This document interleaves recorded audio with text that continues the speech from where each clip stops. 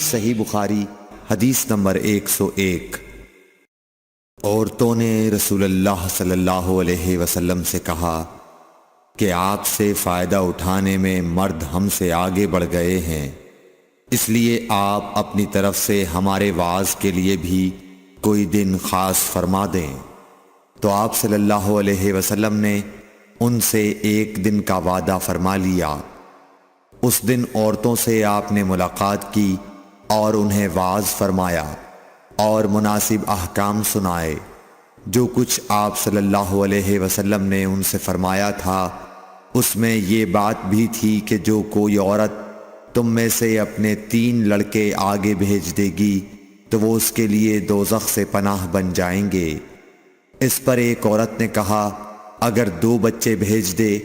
آپ نے فرمایا ہاں، اور 2 کا بھی یہ حکم ہے۔ صحیح بخاری حدیث نمبر 103۔ نبی کریم صلی اللہ علیہ وسلم نے فرمایا کہ جس سے حساب لیا گیا اسے عذاب کیا جائے گا۔ حضرت عائشہ رضی اللہ تعالی عنہا فرماتی ہیں کہ یہ سن کر میں نے کہا کہ کیا اللہ نے یہ نہیں فرمایا کہ ان قریب اس سے آسان حساب لیا جائے گا؟ رسول اللہ صلی اللہ علیہ وسلم نے فرمایا کہ یہ صرف اللہ کے دربار میں پیشی کا ذکر ہے، لیکن جس کے حساب میں جانچ پڑتال کی گئی سمجھو وہ غارت ہو گیا۔ صحیح بخاری حدیث نمبر 104۔ رسول اللہ صلی اللہ علیہ وسلم نے اللہ کی حمد و ثنا بیان کی، پھر فرمایا کہ مکے کو اللہ نے حرام کیا ہے، آدمیوں نے حرام نہیں کیا۔ تو سن لو کہ کسی شخص کے لیے جو اللہ پر اور یوم آخرت پر ایمان رکھتا ہو جائز نہیں ہے کہ مکے میں خون ریزی کرے یا اس کا کوئی پیڑ کاٹے۔ پھر اگر کوئی اللہ کے رسول کے لڑنے کی وجہ سے اس کا جواز نکالے تو اس سے کہہ دو اللہ نے اپنے رسول کے لیے اجازت دی تھی، تمہارے لیے نہیں دی، اور مجھے بھی دن کے کچھ لمحوں کے لیے اجازت ملی تھی، آج اس کی حرمت لوٹ آئی جیسی کل تھی، اور حاضر غائب کو یہ بات پہنچا دے۔ صحیح بخاری حدیث نمبر 105۔ ایک مرتبہ ابو بکر رضی اللہ عنہ نے رسول اللہ صلی اللہ علیہ وسلم کا ذکر کیا کہ آپ صلی اللہ علیہ وسلم نے فرمایا تمہارے خون اور تمہارے مال، محمد کہتے ہیں کہ میرے خیال میں آپ نے اعراضکم کا لفظ بھی فرمایا، یعنی اور تمہاری آبروئیں تم پر حرام ہیں، جس طرح تمہارے آج کے دن کی حرمت تمہارے اس مہینے میں۔ سن لو یہ خبر حاضر غائب کو پہنچا دے۔ اور محمد راوی حدیث کہتے تھے کہ رسول اللہ صلی اللہ علیہ وسلم نے سچ فرمایا۔ پھر دوبارہ فرمایا کہ کیا میں نے اللہ کا یہ حکم تمہیں نہیں پہنچا دیا؟ صحیح بخاری حدیث نمبر 106۔ رسول اللہ صلی اللہ علیہ وسلم نے فرمایا کہ مجھ پر جھوٹ مت بولو، کیونکہ جو مجھ پر جھوٹ باندھے وہ دوزخ میں داخل ہو۔ صحیح بخاری حدیث نمبر 107۔ رسول اللہ صلی اللہ علیہ وسلم نے فرمایا کہ جو شخص مجھ پر جھوٹ باندھے گا وہ اپنا ٹھکانہ جہنم بنا لے۔ صحیح بخاری حدیث نمبر 108۔ نبی اکرم صلی اللہ علیہ وسلم نے فرمایا کہ جو شخص مجھ پر جان بوجھ کر جھوٹ باندھے تو وہ اپنا ٹھکانہ جہنم میں بنا لے۔ صحیح بخاری حدیث نمبر 109۔ رسول اللہ صلی اللہ علیہ وسلم نے فرمایا کہ جو شخص میرے نام سے وہ بات بیان کرے جو میں نے نہیں کہی تو وہ اپنا ٹھکانہ جہنم میں بنا لے۔ صحیح بخاری حدیث نمبر 110۔ رسول اللہ صلی اللہ علیہ وسلم کا فرمان ہے کہ اپنی اولاد کا میرے نام کے اوپر نام رکھو مگر میری کنیت اختیار نہ کرو، اور جس شخص نے مجھے خواب میں دیکھا تو بلا شبہ اس نے مجھے دیکھا، کیونکہ شیطان میری صورت میں نہیں آ سکتا، اور جو شخص مجھ پر جان بوجھ کر جھوٹ بولے وہ دوزخ میں اپنا ٹھکانہ تلاش کرے۔ صحیح بخاری حدیث نمبر 111۔ جحیفہ کہتے ہیں کہ میں نے حضرت علی رضی اللہ عنہ سے پوچھا کہ کیا تمہارے پاس کوئی اور بھی کتاب ہے؟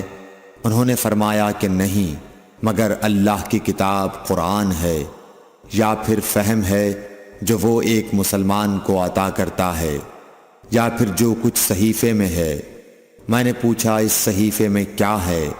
انہوں نے فرمایا دیت اور قیدیوں کی رہائی کا بیان ہے، اور یہ حکم کہ مسلمان کافر کے بدلے قتل نہ کیا جائے۔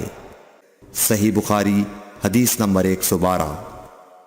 قبیلہ خزاعہ کے کسی شخص نے بنو لیث کے کسی آدمی کو اپنے مقتول کے بدلے میں مار دیا تھا۔ یہ فتح مکہ والے سال کی بات ہے۔ رسول اللہ صلی اللہ علیہ وسلم کو یہ خبر دی گئی۔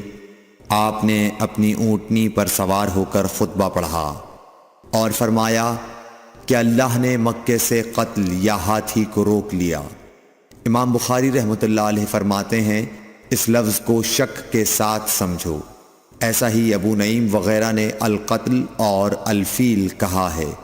ان کے علاوہ دوسرے لوگ الفیل کہتے ہیں۔ پھر رسول اللہ صلی اللہ علیہ وسلم نے فرمایا کہ اللہ نے ان پر اپنے رسول اور مسلمانوں کو غالب کر دیا، اور سمجھ لو کہ وہ مکہ کسی کے لیے حلال نہیں ہوا، نہ مجھ سے پہلے اور نہ آئندہ کبھی ہوگا، اور میرے لیے بھی صرف دن کے تھوڑے سے حصے کے لیے حلال کر دیا گیا تھا۔ سن لو کہ وہ اس وقت حرام ہے، نہ اس کا کوئی کانٹا توڑا جائے، نہ اس کے درخت کاٹے جائیں، اور اس کی گری پڑی چیزیں بھی وہی اٹھائے جس کا منشا یہ ہو کہ وہ اس شے کا تعارف کرا دے گا۔ تو اگر کوئی شخص مارا جائے تو اس کے عزیزوں کو اختیار ہے دو باتوں کا، یا دیت لیں یا بدلہ۔ اتنے میں ایک یمنی آدمی ابو شاہ نامی آیا اور کہنے لگا یہ مسائل میرے لیے لکھوا دیجئے۔ تب آپ نے فرمایا کہ ابو فلاں کے لیے یہ مسائل لکھ دو۔ تو ایک قریشی شخص نے کہا یا رسول اللہ مگر اذخر، یعنی اذخر کاٹنے کی اجازت دے دیجئے، کیونکہ اسے ہم گھروں کی چھتوں پر ڈالتے ہیں یا مٹی ملا کر اور اپنی قبروں میں بھی ڈالتے ہیں۔ یہ سن کر رسول اللہ صلی اللہ علیہ وسلم نے فرمایا کہ ہاں مگر اذخر۔ صحیح بخاری حدیث نمبر 113۔ وہب بن منبح کے بھائی کہتے ہیں کہ میں نے حضرت ابو ہریرہ رضی اللہ تعالی عنہ کو کہتے ہوئے سنا کہ رسول اللہ صلی اللہ علیہ وسلم کے صحابہ میں عبداللہ بن عمر رضی اللہ عنہ کے علاوہ مجھ سے زیادہ کوئی حدیث بیان کرنے والا نہیں تھا، مگر وہ لکھ لیا کرتے تھے اور میں لکھتا نہیں تھا۔ صحیح بخاری حدیث نمبر 114۔ جب نبی اکرم صلی اللہ علیہ وسلم کے مرض میں شدت ہو گئی تو آپ صلی اللہ علیہ وسلم نے فرمایا کہ میرے پاس سامان کتابت لاؤ تاکہ تمہارے لیے ایک تحریر لکھ دوں، تاکہ بعد میں تم گمراہ نہ ہو سکو۔ اس پر حضرت عمر رضی اللہ عنہ نے لوگوں سے کہا کہ اس وقت آپ صلی اللہ علیہ وسلم پر تکلیف کا غلبہ ہے اور ہمارے پاس اللہ کی کتاب قرآن موجود ہے جو ہمیں ہدایت کے لیے کافی ہے۔ اس پر لوگوں کی رائے مختلف ہو گئی اور شور و غل زیادہ ہونے لگا۔ آپ صلی اللہ علیہ وسلم نے فرمایا میرے پاس سے اٹھ کھڑے ہو، میرے پاس جھگڑنا ٹھیک نہیں۔ اس پر ابن عباس رضی اللہ عنہ یہ کہتے ہوئے نکل گئے کہ بے شک مصیبت بڑی سخت مصیبت ہے، وہ چیز جو ہمارے اور رسول کے اور آپ کی تحریر کے درمیان حائل ہو گئی۔ صحیح بخاری حدیث نمبر 115۔ ایک رات نبی کریم صلی اللہ علیہ وسلم نے بیدار ہوتے ہی فرمایا کہ سبحان اللہ، آج کی رات کس قدر فتنے اتارے گئے ہیں اور کتنے ہی خزانے کھولے گئے ہیں۔ ان حجرے والیوں کو جگاؤ، کیونکہ بہت سی عورتیں جو دنیا میں باریک کپڑا پہننے والی ہیں وہ آخرت میں ننگی ہوں گی۔ صحیح بخاری حدیث نمبر 116۔ حضرت عبداللہ بن عمر رضی اللہ عنہ نے فرمایا کہ آخر عمر میں ایک دفعہ رسول اللہ صلی اللہ علیہ وسلم نے ہمیں عشاء کی نماز پڑھائی۔ جب آپ نے سلام پھیرا تو کھڑے ہو گئے اور فرمایا کہ تمہاری آج کی رات وہ ہے کہ اس رات سے 100 برس کے آخر تک کوئی شخص جو زمین پر ہے وہ باقی نہیں رہے گا۔ صحیح بخاری حدیث نمبر 117۔ حضرت عبداللہ بن عباس رضی اللہ تعالی عنہ فرماتے ہیں کہ ایک رات میں اپنی خالہ میمونہ بنت حارث زوجہ نبی کریم صلی اللہ علیہ وسلم کے پاس گزاری، اور نبی کریم صلی اللہ علیہ وسلم اس دن ان کی رات میں انہی کے گھر تھے۔ آپ صلی اللہ علیہ وسلم نے عشاء کی نماز مسجد میں پڑھی، پھر گھر تشریف لائے اور 4 رکعت نماز نفل پڑھ کر آپ سو گئے۔ پھر اٹھے اور فرمایا کہ ابھی تک یہ لڑکا سو رہا ہے یا اسی جیسا لفظ فرمایا۔ پھر آپ نماز پڑھنے کھڑے ہو گئے اور میں بھی وضو کر کے آپ کی بائیں جانب کھڑا ہو گیا، تو آپ صلی اللہ علیہ وسلم نے مجھے دائیں جانب کھڑا کر لیا۔ تب آپ نے 5 رکعت پڑھیں، پھر 2 پڑھیں، پھر آپ سو گئے، یہاں تک کہ میں نے آپ کے خراٹے کی آواز سنی۔ پھر آپ کھڑے ہو کر نماز کے لیے باہر تشریف لے آئے۔ صحیح بخاری حدیث نمبر 118۔ حضرت ابو ہریرہ رضی اللہ تعالیٰ عنہ کہتے ہیں کہ لوگ کہتے ہیں کہ ابو ہریرہ بہت حدیثیں بیان کرتے ہیں، اور میں کہتا ہوں کہ قرآن میں 2 آیتیں نہ ہوتیں تو میں کوئی حدیث بیان نہ کرتا۔ پھر یہ آیت پڑھی جس کا ترجمہ یہ ہے، جو لوگ اللہ کی نازل کی ہوئی دلیلوں اور آیتوں کو چھپاتے ہیں، آخر آیت رحیم تک۔ واقعہ یہ ہے کہ ہمارے مہاجرین بھائی تو بازار کی خرید و فروخت میں لگے رہتے تھے، اور انصار بھائی اپنی جائیدادوں میں مشغول رہتے، اور ابو ہریرہ رسول اللہ صلی اللہ علیہ وسلم کے ساتھ جی بھر کر رہتا، تاکہ آپ کی رفاقت میں شکم پوری سے بھی بے فکری رہے، اور ان مجلسوں میں حاضر رہتا جن مجلسوں میں دوسرے حاضر نہ ہوتے، اور وہ باتیں محفوظ رکھتا جو دوسرے محفوظ نہیں رکھ سکتے تھے۔ صحیح بخاری حدیث نمبر 119۔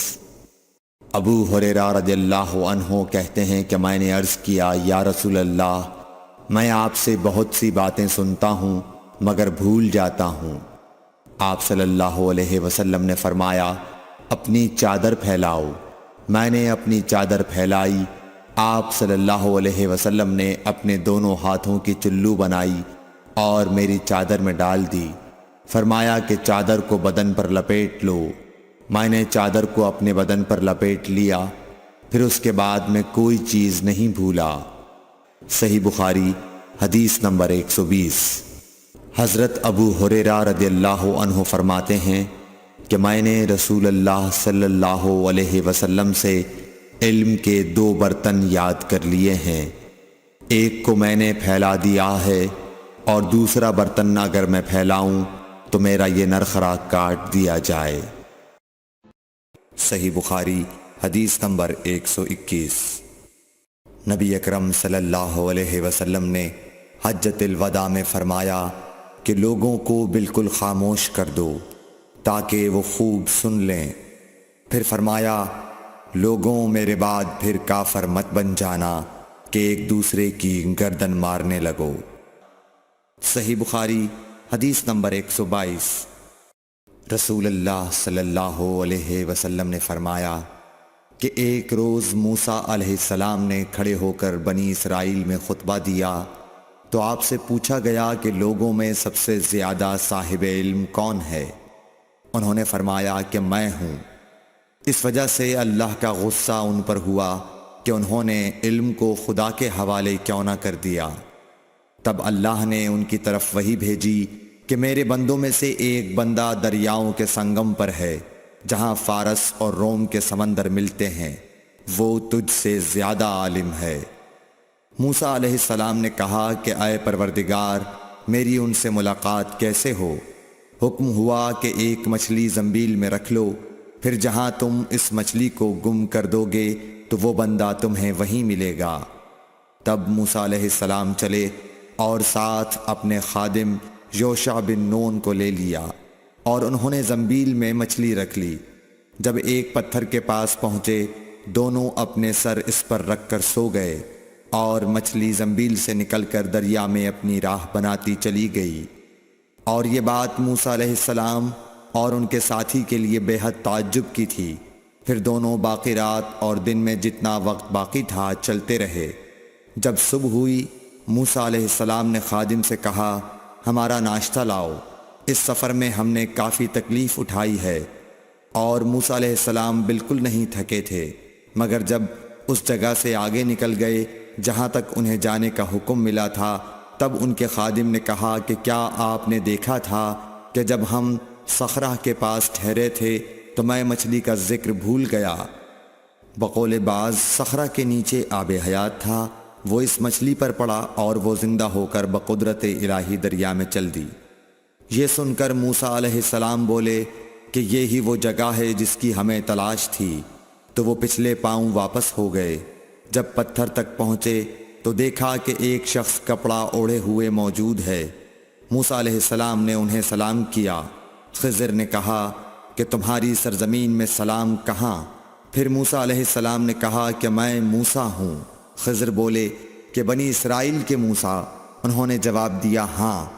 پھر کہا کہ کیا میں آپ کے ساتھ چل سکتا ہوں تاکہ آپ مجھے ہدایت کی وہ باتیں بتلاؤ جو اللہ نے خاص آپ ہی کو سکھلائی ہیں؟ خضر بولے کہ تم میرے ساتھ صبر نہیں کر سکو گے۔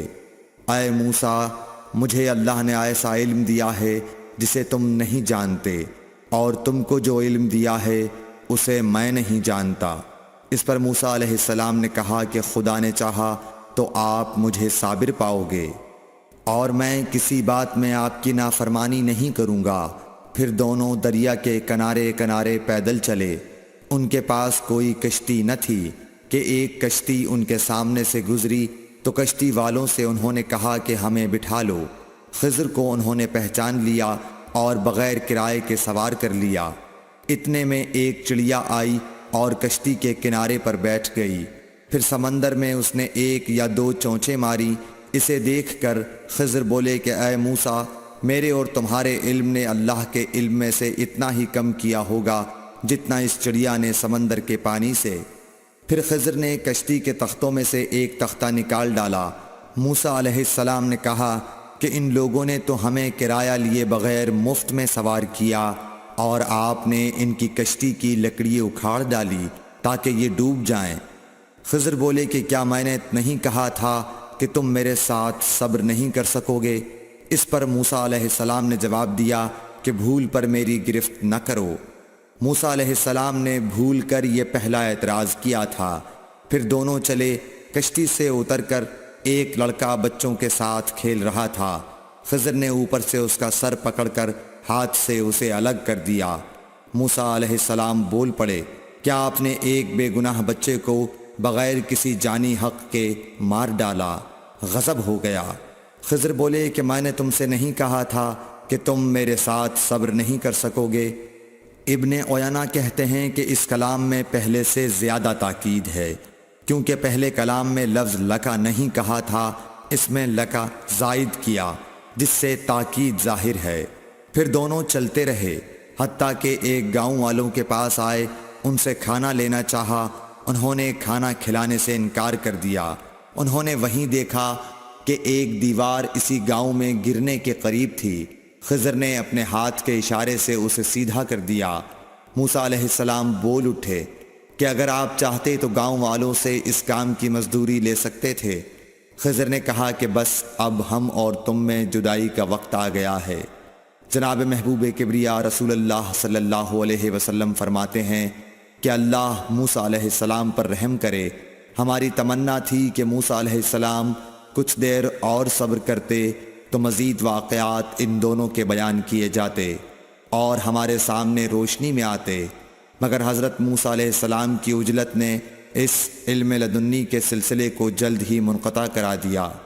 صحیح بخاری حدیث نمبر 123۔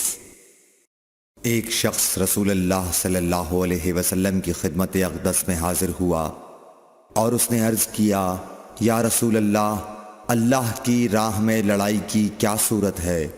کیونکہ ہم میں سے کوئی غصے کی وجہ سے اور کوئی غیرت کی وجہ سے جنگ کرتا ہے۔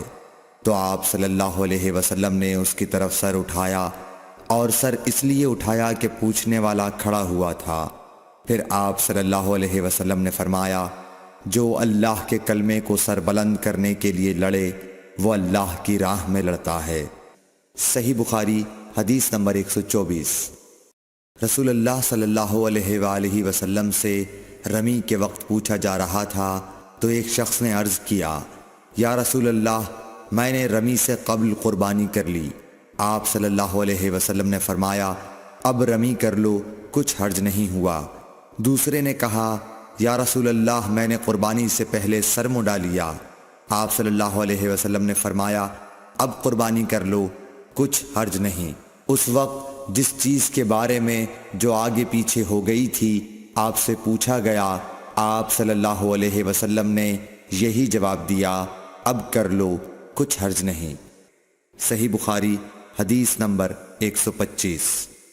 حضرت عبداللہ بن مسعود رضی اللہ تعالی عنہ کہتے ہیں کہ ایک مرتبہ میں رسول کریم صلی اللہ علیہ وسلم کے ساتھ مدینے کے کھنڈرات میں چل رہا تھا، اور آپ کھجور کی چھڑی پر سہارا دے کر چل رہے تھے، تو کچھ یہودیوں کا ادھر سے گزر ہوا۔ ان میں سے ایک نے دوسرے سے کہا کہ آپ سے روح کے بارے میں کچھ پوچھو۔ ان میں سے کسی نے کہا، مت پوچھو، ایسا نہ ہو کہ وہ کوئی ایسی بات کہہ دیں جو تمہیں ناگوار ہو۔ مگر ان میں سے بعض نے کہا کہ ہم ضرور پوچھیں گے۔ پھر ایک شخص نے کھڑے ہو کر کہا، اے ابو القاسم، روح کیا چیز ہے؟ آپ نے خاموشی اختیار فرمائی۔ میں نے دل میں کہا کہ آپ پر وحی آ رہی ہے، اس لیے میں کھڑا ہو گیا۔ جب آپ صلی اللہ علیہ وسلم سے وہ کیفیت دور ہو گئی تو آپ صلی اللہ علیہ وسلم نے قرآن کی یہ آیت جو اس وقت نازل ہوئی تھی تلاوت فرمائی، اے نبی، تم سے یہ لوگ روح کے بارے میں پوچھ رہے ہیں، کہہ دو کہ روح میرے رب کے حکم سے ہے، اور تمہیں علم کا بہت تھوڑا حصہ دیا گیا ہے، اس لیے تم روح کی حقیقت نہیں سمجھ سکتے۔ صحیح بخاری حدیث نمبر 126۔ رسول اللہ صلی اللہ علیہ وآلہ وسلم نے ارشاد فرمایا کہ اے عائشہ، اگر تیری قوم دور جاہلیت کے ساتھ قریب نہ ہوتی بلکہ پرانی ہو گئی ہوتی۔ ابن زبیر نے کہا، یعنی زمانہ کفر کے ساتھ قریب نہ ہوتی، تو میں کعبے کو توڑ دیتا اور اس کے لیے 2 دروازے بنا دیتا، ایک دروازے سے لوگ داخل ہوتے اور دوسرے دروازے سے باہر نکلتے۔ صحیح بخاری حدیث نمبر 127۔ حضرت علی رضی اللہ عنہ کا ارشاد ہے کہ لوگوں سے وہ باتیں کرو جنہیں وہ پہچانتے ہوں۔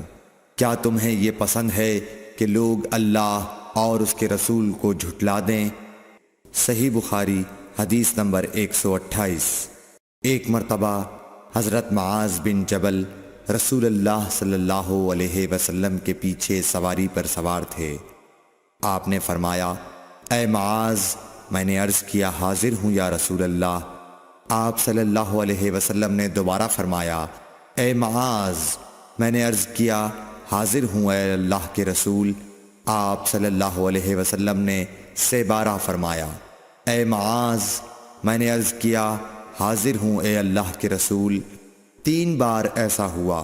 اس کے بعد آپ صلی اللہ علیہ وسلم نے فرمایا کہ جو شخص سچے دل سے اس بات کی گواہی دے کہ اللہ کے سوا کوئی معبود نہیں ہے اور محمد صلی اللہ علیہ وسلم اللہ کے سچے رسول ہیں، اللہ تعالیٰ اس کو دوزخ کی آگ پر حرام کر دیتا ہے۔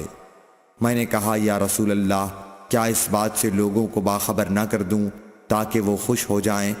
آپ صلی اللہ علیہ وسلم نے فرمایا، اگر تم یہ خبر سناؤ گے تو لوگ اس پر بھروسہ کر بیٹھیں گے اور عمل چھوڑ دیں گے۔ صحیح بخاری حدیث نمبر 129۔ رسول کریم صلی اللہ علیہ وسلم نے ایک روز معاذ رضی اللہ عنہ سے فرمایا کہ جو شخص اللہ سے اس کیفیت کے ساتھ ملاقات کرے کہ اس نے اللہ کے ساتھ کسی کو شریک نہ کیا ہو، وہ یقیناً جنت میں داخل ہوگا۔ معاذ بولے، یا رسول اللہ، کیا میں اس بات کی لوگوں کو بشارت نہ سنا دوں؟ آپ صلی اللہ علیہ وسلم نے فرمایا، نہیں، مجھے خوف ہے کہ لوگ اس پر بھروسہ کر بیٹھیں گے۔ صحیح بخاری حدیث نمبر 130۔ ام سلیم نامی ایک عورت رسول کریم صلی اللہ علیہ وسلم کی خدمت اقدس میں حاضر ہوئیں اور عرض کیا کہ یا رسول اللہ، اللہ تعالی حق بات بیان کرنے سے نہیں شرماتا، اس لیے میں پوچھتی ہوں کہ کیا احتلام سے عورت پر بھی غسل ضروری ہے؟ آپ صلی اللہ علیہ وسلم نے فرمایا کہ ہاں، جب عورت پانی دیکھ لے، یعنی کپڑے وغیرہ پر منی کا اثر معلوم ہو۔ تو یہ سن کر حضرت ام سلمہ رضی اللہ عنہا نے شرم کی وجہ سے اپنا چہرہ چھپا لیا اور کہا، یا رسول اللہ، کیا عورت کو بھی احتلام ہوتا ہے؟ آپ نے فرمایا، ہاں، تیرے ہاتھ خاک آلود ہوں، پھر کیوں اس کا بچہ اس کی صورت کے مشابہ ہوتا ہے؟ یعنی یہی اس کے احتلام کا ثبوت ہے۔ صحیح بخاری حدیث نمبر 131۔ رسول اللہ صلی اللہ علیہ وسلم نے ایک مرتبہ فرمایا کہ درختوں میں سے ایک درخت ایسا ہے جس کے پتے کبھی نہیں جھڑتے، اور اس کی مثال مسلمان جیسی ہے، مجھے بتلاؤ وہ کیا درخت ہے؟ تو لوگ جنگلی درختوں کی سوچ میں پڑ گئے، اور عبداللہ بن عمر کے دل میں آیا کہ میں بتلا دوں کہ وہ کھجور کا پیڑ ہے۔ عبداللہ کہتے ہیں کہ پھر مجھے شرم آ گئی اور میں چپ ہی رہا۔ تب لوگوں نے عرض کیا، یا رسول اللہ، آپ ہی خود اس کے بارے میں بتلائیے۔ آپ نے فرمایا، وہ کھجور ہے۔ عبداللہ کہتے ہیں کہ میرے جی میں جو بات تھی وہ اپنے والد حضرت عمر رضی اللہ عنہ کو بتلائی۔ وہ کہنے لگے کہ اگر تو اس وقت کہہ دیتا تو میرے لیے ایسے ایسے قیمتی سرمایے سے زیادہ محبوب ہوتا۔ صحیح بخاری حدیث نمبر 132۔ حضرت علی رضی اللہ تعالی عنہ سے روایت ہے کہ میں ایسا شخص تھا جسے جریان مزی کی شکایت تھی، تو میں نے اپنے شاگرد مقداد کو حکم دیا کہ وہ رسول اللہ صلی اللہ علیہ وسلم سے دریافت کریں، تو انہوں نے آپ صلی اللہ علیہ وسلم سے اس بارے میں پوچھا۔ آپ صلی اللہ علیہ وسلم نے فرمایا کہ اس مرض میں غسل نہیں ہے، ہاں وضو فرض ہے۔ صحیح بخاری حدیث نمبر 133۔ ایک آدمی نے مسجد میں کھڑے ہو کر عرض کیا، یا رسول اللہ، آپ ہمیں کس جگہ سے احرام باندھنے کا حکم دیتے ہیں؟ تو رسول اللہ صلی اللہ علیہ وسلم نے فرمایا، مدینے والے ذوالحلیفہ سے احرام باندھیں، اور اہل شام جحفہ سے، اور نجد والے قرن منازل سے۔ ابن عمر نے فرمایا کہ لوگوں کا خیال ہے کہ رسول اللہ صلی اللہ علیہ وسلم نے فرمایا کہ یمن والے یلملم سے احرام باندھیں، اور ابن عمر کہا کرتے تھے کہ مجھے یہ آخری جملہ رسول اللہ صلی اللہ علیہ وسلم سے یاد نہیں۔ صحیح بخاری حدیث نمبر 134۔ ایک شخص نے آپ صلی اللہ علیہ وسلم سے پوچھا کہ احرام باندھنے والے کو کیا پہننا چاہیے؟ آپ صلی اللہ علیہ وسلم نے فرمایا کہ نہ قمیص پہنے، نہ صافہ باندھے، اور نہ پاجامہ، اور نہ کوئی سرپوش اوڑھے، اور نہ کوئی زعفران اور ورس سے رنگا ہوا کپڑا پہنے، اور اگر جوتے نہ ملیں تو موزے پہن لے، اور انہیں اس طرح کاٹ دے کہ ٹخنوں سے نیچے ہو جائیں۔ صحیح بخاری حدیث نمبر 135۔ رسول اللہ صلی اللہ علیہ وسلم نے فرمایا کہ جو شخص حدث کرے اس کی نماز قبول نہیں ہوتی جب تک کہ وہ دوبارہ وضو نہ کر لے۔ حضرموت کے ایک شخص نے پوچھا کہ اے ابو ہریرہ، حدث ہونا کیا ہے؟ آپ نے فرمایا، پخانے کے مقام سے نکلنے والی آواز والی یا بے آواز والی ہوا۔ صحیح بخاری حدیث نمبر 136۔ رسول اللہ صلی اللہ علیہ وآلہ وسلم نے فرمایا کہ میری امت کے لوگ وضو کے نشانات کی وجہ سے قیامت کے دن سفید پیشانی اور سفید ہاتھ پاؤں والوں کی شکل میں بلائے جائیں گے، تو تم میں سے جو کوئی اپنی چمک بڑھانا چاہتا ہے تو وہ بڑھا لے، یعنی وضو اچھی طرح کر لے۔ صحیح بخاری حدیث نمبر 137۔ رسول کریم صلی اللہ علیہ وسلم سے شکایت کی گئی کہ ایک شخص ہے جسے یہ خیال ہوتا ہے کہ نماز میں کوئی چیز یعنی ہوا نکلتی معلوم ہوئی ہے۔ آپ صلی اللہ علیہ وسلم نے فرمایا کہ نماز سے نہ پھرے یا نہ مڑے جب تک آواز نہ سنے یا بو نہ پائے۔ صحیح بخاری حدیث نمبر 138۔ نبی کریم صلی اللہ علیہ وسلم سوئے یہاں تک کہ آپ خراٹے لینے لگے، پھر آپ نے نماز پڑھی، اور کبھی راوی نے یوں کہا کہ آپ صلی اللہ علیہ وسلم لیٹ گئے پھر خراٹے لینے لگے، پھر آپ صلی اللہ علیہ وسلم کھڑے ہوئے، اس کے بعد نماز پڑھی۔ ابن عباس رضی اللہ تعالی عنہ کہتے تھے کہ ایک مرتبہ میں نے اپنی خالہ ام المومنین حضرت میمونہ کے گھر رات گزاری تو میں نے دیکھا کہ رسول اللہ صلی اللہ علیہ وسلم رات کو اٹھے۔ جب تھوڑی رات باقی رہ گئی تو آپ صلی اللہ علیہ وسلم نے اٹھ کر ایک لٹکے ہوئے مشکیزے سے ہلکا سا وضو کیا۔ عمرو اس کا ہلکا پن اور معمولی ہونا بیان کرتے تھے، اور آپ کھڑے ہو کر نماز پڑھنے لگے تو میں نے بھی اسی طرح وضو کیا جس طرح آپ صلی اللہ علیہ وسلم نے کیا تھا، پھر آ کر آپ کے بائیں طرف کھڑا ہو گیا۔ اور کبھی سفیان نے ان یسارہ کے بجائے ان شمالہ کا لفظ کہا، مطلب دونوں کا ایک ہی ہے۔ پھر آپ صلی اللہ علیہ وسلم نے مجھے پھیر لیا اور اپنی داہنی جانب کر لیا، پھر نماز پڑھی جس قدر اللہ کو منظور تھا، پھر آپ لیٹ گئے اور سو گئے حتیٰ کہ خراٹوں کی آواز آنے لگی۔ پھر آپ کی خدمت میں مؤذن حاضر ہوا اور اس نے آپ کو نماز کی اطلاع دی۔ آپ صلی اللہ علیہ وسلم اس کے ساتھ نماز کے لیے تشریف لے گئے، پھر آپ نے نماز پڑھی اور وضو نہیں کیا۔ سفیان کہتے ہیں کہ ہم نے عمروں سے کہا، کچھ لوگ کہتے ہیں کہ رسول اللہ صلی اللہ علیہ وسلم کی آنکھیں سوتی تھیں، دل نہیں سوتا تھا۔ عمروں نے کہا، میں نے عبید بن عمیر سے سنا، وہ کہتے تھے کہ انبیاء علیہ السلام کے خواب بھی وہی ہوتے ہیں۔ پھر قرآن کی یہ آیت پڑھی، میں خواب میں دیکھتا ہوں کہ میں تجھے ذبح کر رہا ہوں۔ صحیح بخاری حدیث نمبر 139۔ رسول اللہ صلی اللہ علیہ وسلم میدان عرفات سے واپس ہوئے۔ جب گھاٹی میں پہنچے تو آپ اتر گئے۔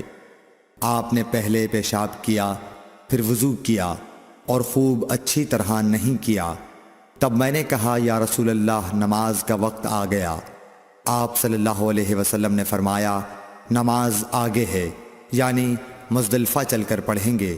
جب مزدلفہ میں پہنچے تو آپ نے خوب اچھی طرح وضو کیا، پھر جماعت کھڑی کی گئی۔ آپ صلی اللہ علیہ وسلم نے مغرب کی نماز پڑھی، پھر ہر شخص نے اپنے اونٹ کو اپنی جگہ بٹھایا، پھر عشاء کی جماعت کھڑی کی گئی اور آپ نے نماز پڑھی، اور ان دونوں نمازوں کے درمیان کوئی نماز نہیں پڑھی۔ صحیح بخاری حدیث نمبر 140۔ ابن عباس رضی اللہ تعالی عنہ نے وضو کیا تو اپنا چہرہ دھویا، اس طرح کہ پہلے پانی کے ایک چلو سے کلی کی اور ناک میں پانی دیا، پھر پانی کا ایک اور چلو لیا، پھر اس کو اس طرح کیا، یعنی دوسرے ہاتھ کو ملایا، پھر اس سے اپنا چہرہ دھویا، پھر پانی کا دوسرا چلو لیا اور اس سے اپنا داہنا ہاتھ دھویا، پھر پانی کا ایک اور چلو لے کر اس سے اپنا بایاں ہاتھ دھویا، اس کے بعد اپنے سر کا مسح کیا، پھر پانی کا چلو لے کر داہنے پاؤں پر ڈالا اور اسے دھویا، پھر دوسرے چلو سے اپنا پاؤں دھویا، یعنی بایاں پاؤں۔ اس کے بعد کہا کہ میں نے رسول اللہ صلی اللہ علیہ وسلم کو اسی طرح وضو کرتے ہوئے دیکھا ہے۔ صحیح بخاری حدیث نمبر 131۔ رسول اللہ صلی اللہ علیہ وسلم نے ایک مرتبہ فرمایا کہ درختوں میں سے ایک درخت ایسا ہے جس کے پتے کبھی نہیں جھڑتے، اور اس کی مثال مسلمان جیسی ہے، مجھے بتلاؤ وہ کیا درخت ہے؟ تو لوگ جنگلی درختوں کی سوچ میں پڑ گئے، اور عبداللہ بن عمر کے دل میں آیا کہ میں بتلا دوں کہ وہ کھجور کا پیڑ ہے۔ عبداللہ کہتے ہیں کہ پھر مجھے شرم آ گئی اور میں چپ ہی رہا۔ تب لوگوں نے عرض کیا، یا رسول اللہ، آپ ہی خود اس کے بارے میں بتلائیے۔ آپ نے فرمایا، وہ کھجور ہے۔ عبداللہ کہتے ہیں کہ میرے جی میں جو بات تھی وہ اپنے والد حضرت عمر رضی اللہ عنہ کو بتلائی۔ وہ کہنے لگے کہ اگر تو اس وقت کہہ دیتا تو میرے لیے ایسے ایسے قیمتی سرمایے سے زیادہ محبوب ہوتا۔ صحیح بخاری حدیث نمبر 132۔ حضرت علی رضی اللہ تعالی عنہ سے روایت ہے کہ میں ایسا شخص تھا جسے جریان مزی کی شکایت تھی، تو میں نے اپنے شاگرد مقداد کو حکم دیا کہ وہ رسول اللہ صلی اللہ علیہ وسلم سے دریافت کریں، تو انہوں نے آپ صلی اللہ علیہ وسلم سے اس بارے میں پوچھا۔ آپ صلی اللہ علیہ وسلم نے فرمایا کہ اس مرض میں غسل نہیں ہے، ہاں وضو فرض ہے۔ صحیح بخاری حدیث نمبر 133۔ ایک آدمی نے مسجد میں کھڑے ہو کر عرض کیا، یا رسول اللہ، آپ ہمیں کس جگہ سے احرام باندھنے کا حکم دیتے ہیں؟ تو رسول اللہ صلی اللہ علیہ وسلم نے فرمایا، مدینے والے ذوالحلیفہ سے احرام باندھیں، اور اہل شام جحفہ سے، اور نجد والے قرن منازل سے۔ ابن عمر نے فرمایا کہ لوگوں کا خیال ہے کہ رسول اللہ صلی اللہ علیہ وسلم نے فرمایا کہ یمن والے یلملم سے احرام باندھیں، اور ابن عمر کہا کرتے تھے کہ مجھے یہ آخری جملہ رسول اللہ صلی اللہ علیہ وسلم سے یاد نہیں۔ صحیح بخاری حدیث نمبر 134۔ ایک شخص نے آپ صلی اللہ علیہ وسلم سے پوچھا کہ احرام باندھنے والے کو کیا پہننا چاہیے؟ آپ صلی اللہ علیہ وسلم نے فرمایا کہ نہ قمیص پہنے، نہ صافہ باندھے، اور نہ پاجامہ، اور نہ کوئی سرپوش اوڑھے، اور نہ کوئی زعفران اور ورس سے رنگا ہوا کپڑا پہنے، اور اگر جوتے نہ ملیں تو موزے پہن لے، اور انہیں اس طرح کاٹ دے کہ ٹخنوں سے نیچے ہو جائیں۔ صحیح بخاری حدیث نمبر 135۔ رسول اللہ صلی اللہ علیہ وسلم نے فرمایا کہ جو شخص حدث کرے اس کی نماز قبول نہیں ہوتی جب تک کہ وہ دوبارہ وضو نہ کر لے۔ حضرموت کے ایک شخص نے پوچھا کہ اے ابو ہریرہ، حدث ہونا کیا ہے؟ آپ نے فرمایا، پخانے کے مقام سے نکلنے والی آواز والی یا بے آواز والی ہوا۔ صحیح بخاری حدیث نمبر 136۔ رسول اللہ صلی اللہ علیہ وآلہ وسلم نے فرمایا کہ میری امت کے لوگ وضو کے نشانات کی وجہ سے قیامت کے دن سفید پیشانی اور سفید ہاتھ پاؤں والوں کی شکل میں بلائے جائیں گے، تو تم میں سے جو کوئی اپنی چمک بڑھانا چاہتا ہے تو وہ بڑھا لے، یعنی وضو اچھی طرح کر لے۔ صحیح بخاری حدیث نمبر 137۔ رسول کریم صلی اللہ علیہ وسلم سے شکایت کی گئی کہ ایک شخص ہے جسے یہ خیال ہوتا ہے کہ نماز میں کوئی چیز یعنی ہوا نکلتی معلوم ہوئی ہے۔ آپ صلی اللہ علیہ وسلم نے فرمایا کہ نماز سے نہ پھرے یا نہ مڑے جب تک آواز نہ سنے یا بو نہ پائے۔ صحیح بخاری حدیث نمبر 138۔ نبی کریم صلی اللہ علیہ وسلم سوئے یہاں تک کہ آپ خراٹے لینے لگے، پھر آپ نے نماز پڑھی، اور کبھی راوی نے یوں کہا کہ آپ صلی اللہ علیہ وسلم لیٹ گئے، پھر خراٹے لینے لگے، پھر آپ صلی اللہ علیہ وسلم کھڑے ہوئے، اس کے بعد نماز پڑھی۔ ابن عباس رضی اللہ تعالی عنہ کہتے تھے کہ ایک مرتبہ میں نے اپنی خالہ ام المومنین حضرت میمونہ کے گھر رات گزاری، تو میں نے دیکھا کہ رسول اللہ صلی اللہ علیہ وسلم رات کو اٹھے۔ جب تھوڑی رات باقی رہ گئی تو آپ صلی اللہ علیہ وسلم نے اٹھ کر ایک لٹکے ہوئے مشکیزے سے ہلکا سا وضو کیا۔ عمرو اس کا ہلکا پن اور معمولی ہونا بیان کرتے تھے، اور آپ کھڑے ہو کر نماز پڑھنے لگے، تو میں نے بھی اسی طرح وضو کیا جس طرح آپ صلی اللہ علیہ وسلم نے کیا تھا، پھر آ کر آپ کے بائیں طرف کھڑا ہو گیا۔ اور کبھی سفیان نے ان یسارہ کے بجائے ان شمالہ کا لفظ کہا، مطلب دونوں کا ایک ہی ہے۔ پھر آپ صلی اللہ علیہ وسلم نے مجھے پھیر لیا اور اپنی داہنی جانب کر لیا، پھر نماز پڑھی جس قدر اللہ کو منظور تھا، پھر آپ لیٹ گئے اور سو گئے حتیٰ کہ خراٹوں کی آواز آنے لگی۔ پھر آپ کی خدمت میں مؤذن حاضر ہوا اور اس نے آپ کو نماز کی اطلاع دی۔ آپ صلی اللہ علیہ وسلم اس کے ساتھ نماز کے لیے تشریف لے گئے۔ پھر آپ نے نماز پڑھی اور وضو نہیں کیا۔ سفیان کہتے ہیں کہ ہم نے عمروں سے کہا، کچھ لوگ کہتے ہیں کہ رسول اللہ صلی اللہ علیہ وسلم کی آنکھیں سوتی تھیں، دل نہیں سوتا تھا۔ عمروں نے کہا، میں نے عبید بن عمیر سے سنا، وہ کہتے تھے کہ انبیاء علیہ السلام کے خواب بھی وہی ہوتے ہیں۔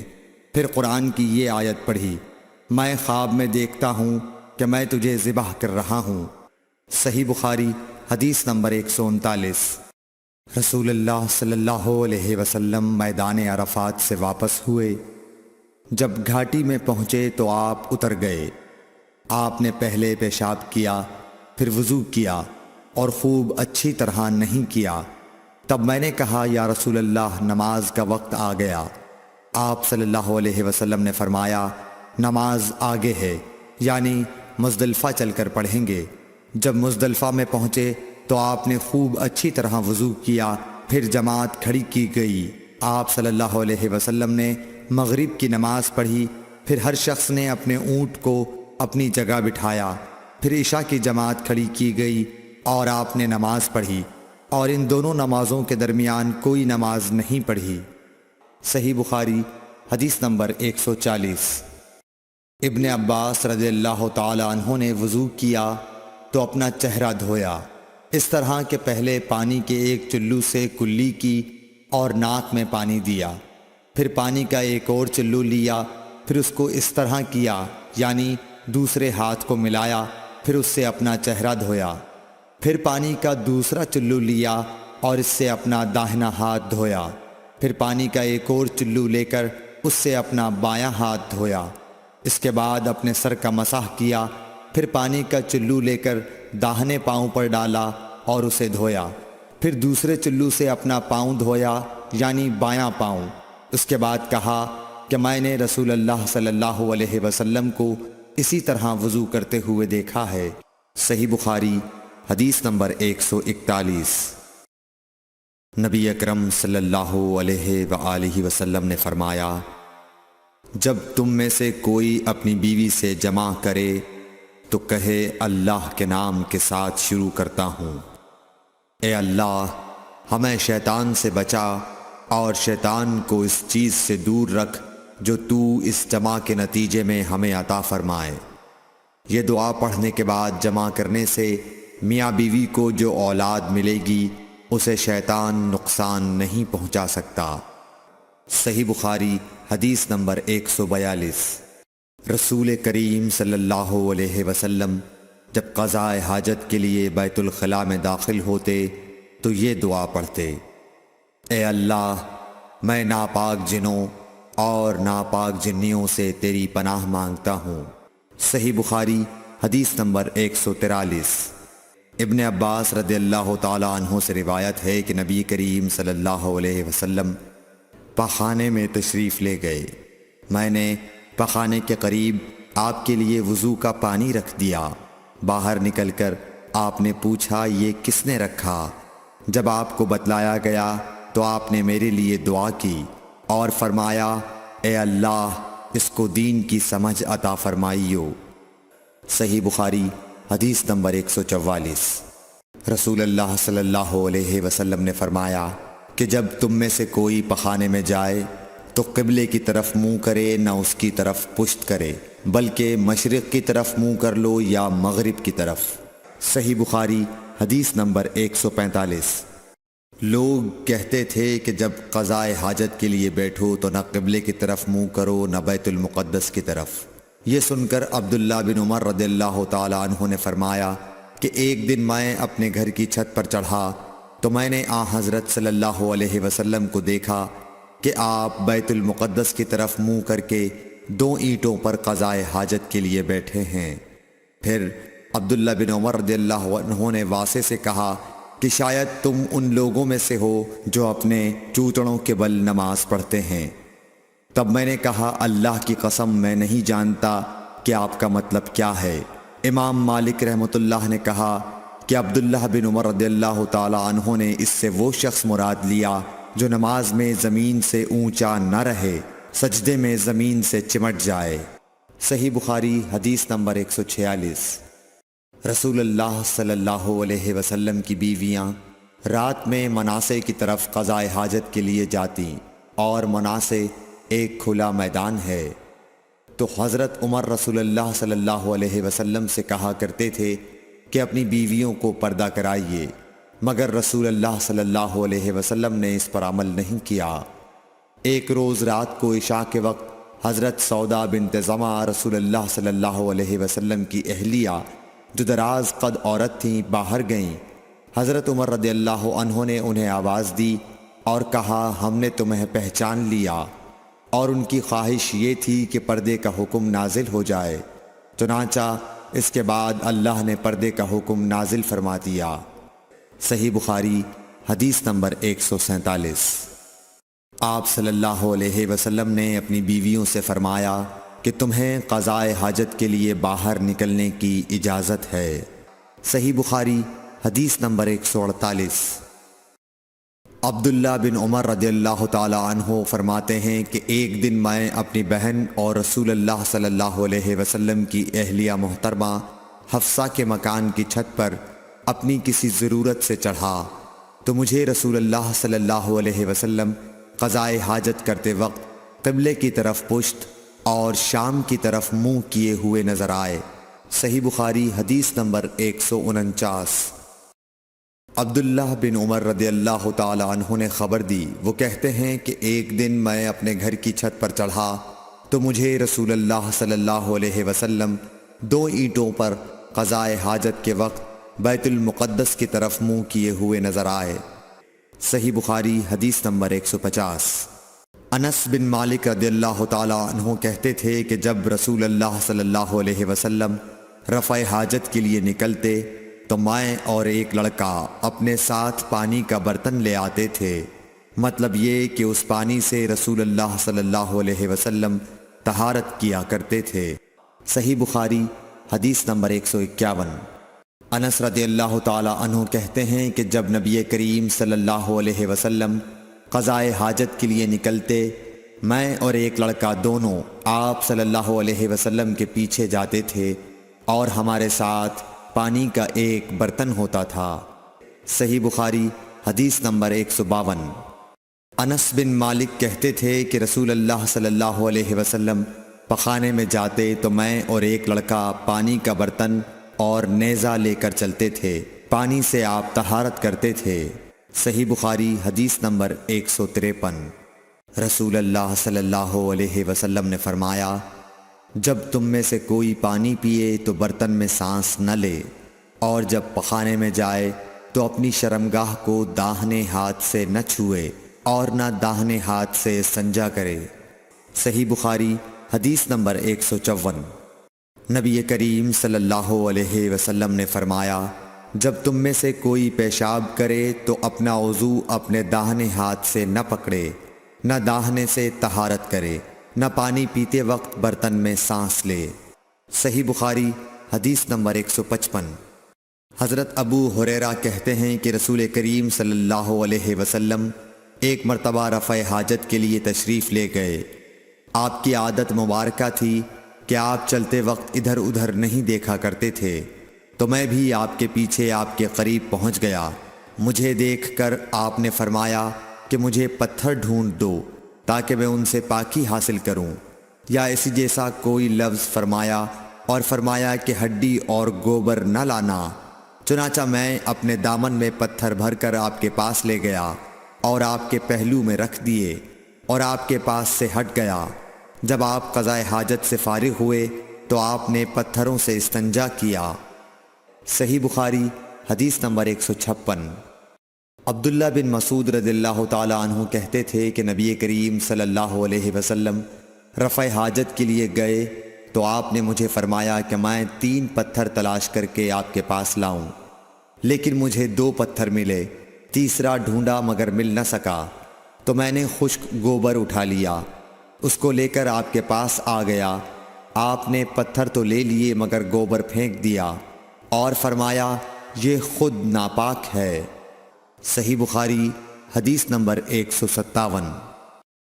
ابن عباس رضی اللہ تعالی عنہ کہتے ہیں کہ رسول اللہ صلی اللہ علیہ وسلم نے وضو میں ہر عضو کو ایک ایک مرتبہ دھویا۔ صحیح بخاری حدیث نمبر 158۔ عبداللہ بن زید رضی اللہ تعالی عنہ بیان کرتے ہیں کہ نبی کریم صلی اللہ علیہ وسلم نے وضو میں اعضاء کو 2 بار دھویا۔ صحیح بخاری حدیث نمبر 159۔ حضرت عثمان بن عفان رضی اللہ تعالی عنہ نے پانی کا برتن مانگا اور لے کر پہلے اپنی ہتھیلیوں پر 3 مرتبہ پانی ڈالا، پھر انہیں دھویا۔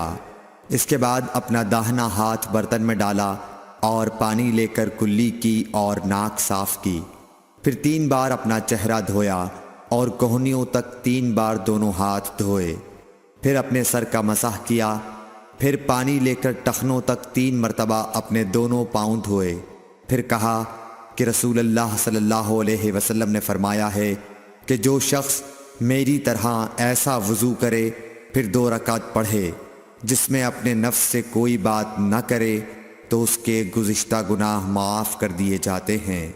صحیح بخاری حدیث نمبر 160۔ رسول اللہ صلی اللہ علیہ وسلم فرماتے ہیں کہ جب بھی کوئی شخص اچھی طرح وضو کرتا ہے اور خلوص کے ساتھ نماز پڑھتا ہے تو اس کے ایک نماز سے دوسری نماز پڑھنے تک کے گناہ معاف کر دیے جاتے ہیں۔ صحیح بخاری حدیث نمبر 161۔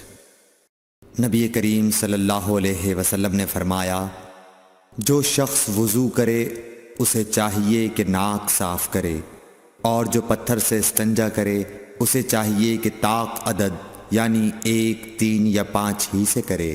صحیح بخاری حدیث نمبر 162۔ رسول اللہ صلی اللہ علیہ وسلم نے فرمایا کہ جب تم میں سے کوئی وضو کرے تو اسے چاہیے کہ اپنی ناک میں پانی دے، پھر اسے صاف کرے، اور جو شخص پتھروں سے استنجا کرے اسے چاہیے کہ بے جوڑ عدد یعنی 1 یا 3 سے استنجا کرے، اور جب تم میں سے کوئی سو کر اٹھے تو وضو کے پانی میں ہاتھ ڈالنے سے پہلے اسے دھو لے، کیونکہ تم میں سے کوئی نہیں جانتا کہ رات کو اس کا ہاتھ کہاں رہا ہے۔ صحیح بخاری حدیث نمبر 163۔ عبداللہ بن عمر رضی اللہ تعالی عنہ کہتے ہیں کہ ایک مرتبہ رسول اللہ صلی اللہ علیہ وسلم ایک سفر میں ہم سے پیچھے رہ گئے، پھر تھوڑی دیر بعد آپ صلی اللہ علیہ وسلم نے ہم کو پا لیا اور عصر کا وقت آ پہنچا تھا۔ ہم وضو کرنے لگے اور اچھی طرح پاؤں دھونے کے بجائے جلدی میں ہم پاؤں پر مسح کرنے لگے۔ آپ صلی اللہ علیہ وسلم نے فرمایا ایڑیوں کے لیے آگ کا عذاب ہے، 2 مرتبہ یا 3 مرتبہ فرمایا۔ صحیح بخاری حدیث نمبر 164۔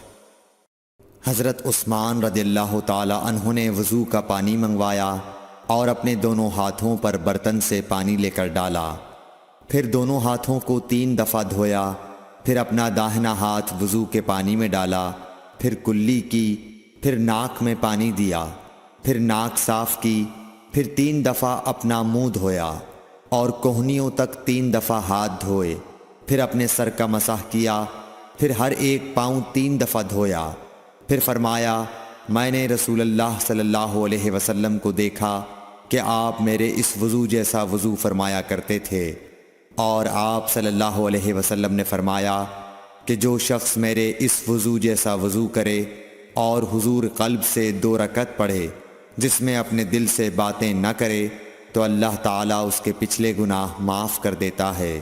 صحیح بخاری حدیث نمبر 165۔ ابو ہریرہ رضی اللہ تعالیٰ عنہ لوگوں کے پاس سے گزرے اور لوگ لوٹے سے وضو کر رہے تھے۔ آپ رضی اللہ تعالیٰ عنہ نے کہا اچھی طرح وضو کرو، کیونکہ ابو القاسم صلی اللہ علیہ وسلم نے فرمایا خشک ایڑیوں کے لیے آگ کا عذاب ہے۔ صحیح بخاری حدیث نمبر 166۔ عبداللہ بن جریح نے عبداللہ بن عمر سے کہا اے ابو عبد الرحمن، میں نے تمہیں 4 ایسے کام کرتے ہوئے دیکھا ہے جنہیں تمہارے ساتھیوں کو کرتے ہوئے نہیں دیکھا۔ وہ کہنے لگے اے ابن جریح وہ کیا ہیں؟ ابن جریح نے کہا کہ میں نے طواف کے وقت آپ کو دیکھا کہ 2 یمانی رکنوں کے سوا کسی اور رکن کو آپ نہیں چھوتے ہو۔ دوسرے میں نے آپ کو سبتی جوتے پہنے ہوئے دیکھا، اور تیسرے میں نے دیکھا کہ آپ زرد رنگ استعمال کرتے ہو، اور چوتھی بات میں نے یہ دیکھی کہ جب آپ مکے میں تھے لوگ ذی الحج کا چاند دیکھ کر لبیک پکارنے لگتے ہیں اور حج کا احرام باندھ لیتے ہیں، اور آپ 8ویں تاریخ تک احرام نہیں باندھتے۔ حضرت عبداللہ بن عمر رضی اللہ تعالی عنہ نے جواب دیا کہ دوسرے ارکان کو تو میں یوں نہیں چھوتا کہ میں نے رسول اللہ صلی اللہ علیہ وسلم کو یمانی رکنوں کے علاوہ کسی اور رکن کو چھوتے ہوئے نہیں دیکھا، اور رہے سبتی جوتے تو میں نے رسول اللہ صلی اللہ علیہ وسلم کو ایسے جوتے پہنے ہوئے دیکھا کہ جن کے چمڑے پر بال نہیں تھے، اور آپ انہی کو پہنے پہنے وضو فرمایا کرتے تھے، تو میں بھی انہی کو پہننا پسند کرتا ہوں۔ اور زرد رنگ کی یہ بات ہے کہ میں نے رسول اللہ صلی اللہ علیہ وسلم کو زرد رنگ رنگتے ہوئے دیکھا ہے، تو میں بھی اسی رنگ سے رنگنا پسند کرتا ہوں۔ اور احرام باندھنے کا معاملہ یہ ہے کہ میں نے رسول اللہ صلی اللہ علیہ وسلم کو اس وقت تک احرام باندھتے ہوئے نہیں دیکھا جب تک آپ کی اونٹنی آپ کو لے کر نہ چل پڑتی۔ صحیح بخاری حدیث نمبر 167۔ رسول اللہ صلی اللہ علیہ وسلم نے اپنی مرحومہ صاحبزادی حضرت زینب کو غسل دیتے وقت فرمایا تھا کہ غسل داہنی طرف سے دو اور اعضائے وضو سے غسل کی ابتدا کرو۔ صحیح بخاری حدیث نمبر 168۔ ام المومنین حضرت عائشہ رضی اللہ تعالی عنہا فرماتی ہیں کہ رسول اللہ صلی اللہ علیہ وسلم جوتا پہننے، کنگھی کرنے، وضو کرنے اور اپنے ہر کام میں داہنی طرف سے کام کی ابتدا کرنے کو پسند فرمایا کرتے تھے۔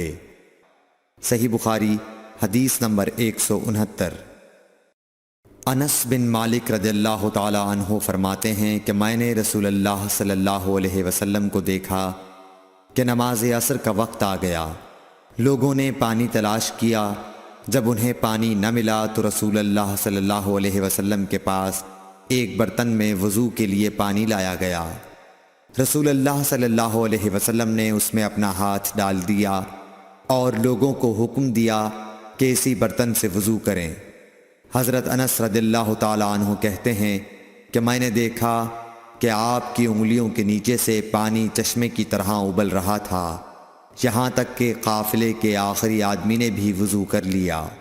صحیح بخاری حدیث نمبر 170۔ ابن سیرین کہتے ہیں کہ میں نے عبیدہ رضی اللہ تعالی عنہ سے کہا کہ ہمارے پاس رسول اللہ صلی اللہ علیہ وسلم کے کچھ بال مبارک ہیں جو ہمیں حضرت انس رضی اللہ تعالی عنہ سے یا ان کے گھر والوں کی طرف سے ملے ہیں۔ یہ سن کر عبیدہ نے کہا کہ اگر میرے پاس ان بالوں میں سے ایک بھی ہو تو وہ میرے لیے ساری دنیا اور اس کی ہر چیز سے زیادہ عزیز ہے۔ صحیح بخاری حدیث نمبر 171۔ رسول کریم صلی اللہ علیہ وسلم نے حجۃ الوداع میں جب سر کے بال منڈوائے تو سب سے پہلے ابو طلحہ رضی اللہ تعالی عنہ نے آپ کے بال لیے تھے۔ صحیح بخاری حدیث نمبر 172۔ رسول اللہ صلی اللہ علیہ وسلم نے فرمایا کہ جب کتا تم میں سے کسی کے برتن میں سے کچھ پی لے تو اس کو 7 مرتبہ دھو لو تو پاک ہو جائے گا۔ صحیح بخاری حدیث نمبر 173۔ رسول کریم صلی اللہ علیہ وسلم نے فرمایا کہ ایک شخص نے ایک کتے کو دیکھا جو پیاس کی وجہ سے گیلی مٹی کھا رہا تھا، تو اس شخص نے اپنا موزہ لیا اور اس سے پانی بھر کر پلانے لگا حتیٰ کہ اس کو خوب سیراب کر دیا۔ اللہ نے اس شخص کے اس کام کی قدر کی اور اسے جنت میں داخل کر دیا۔ صحیح بخاری حدیث نمبر 174۔ رسول اللہ صلی اللہ علیہ وسلم کے زمانے میں کتے مسجد میں آتے جاتے تھے، لیکن لوگ ان جگہوں پر پانی نہیں چھڑکتے تھے۔ صحیح بخاری حدیث نمبر 175۔ عدی بن حاتم کہتے ہیں کہ میں نے رسول اللہ صلی اللہ علیہ وسلم سے کتے کے شکار کے متعلق دریافت کیا تو آپ صلی اللہ علیہ وسلم نے فرمایا کہ جب تو اپنے سدھائے ہوئے کتے کو چھوڑے اور وہ شکار کر لے تو اس شکار کو کھا، اور اگر وہ کتا اس شکار میں سے خود کچھ کھا لے تو اس کو نہ کھائیو، کیونکہ اب اس نے شکار اپنے لیے پکڑا ہے۔